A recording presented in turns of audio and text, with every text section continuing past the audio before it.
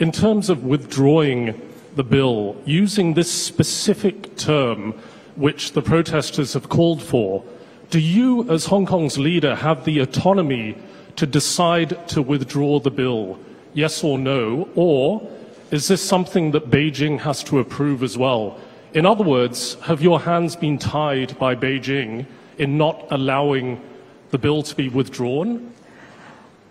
Well, actually, this question has been answered on previous occasions. But you've evaded the question on numerous occasions. As we have all heard from the spokesman of the Hong Kong and Macau Affairs Office, the central government is still confident that I myself, as the government of the Hong Kong SAR, together with the police force, that we are still capable of resolving this crisis. Do you have the autonomy or not to withdraw the extradition bill, please? The second point I want to make. Could you answer that specific question? In response to the various demands that we have heard, we have considered all factors and came up with a response that we have rehearsed time and again over the last 2 months. Thank you very much. Do you have the autonomy or not to withdraw the extradition bill? Please answer your question, please. You have not answered the question. You've evaded the question. The police fired tear gas into Kwai Fong MTR station on Sunday and almost caused a stampede in Taikoo Station by shooting protesters at very close range. Many residents, including young children and elderly people, were tear gassed. Can you tell the citizens of Hong Kong how they could continue to live in the city safely when the police keep firing harmful chemicals into residential areas? The police have had a very difficult time in the last 2 months to enforce the law and to ensure law and order in Hong Kong.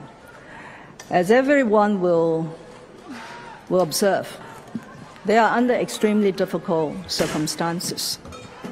So, as I've just explained, police operations could not be determined by someone like myself, who is outside the police, especially when policemen have to make on-the-spot judgment of what will be in the best interest and the safety of people around during that particular situation.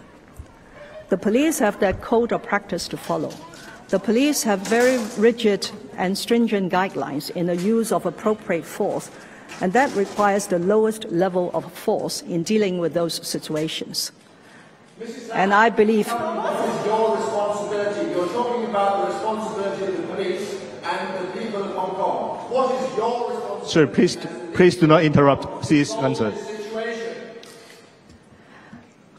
Can I continue to answer that? Please. Okay, I move on. Sorry, it was not my choice to concentrate on the police, but all the questions now have been focusing on the police, despite a 3-hour press conference yesterday.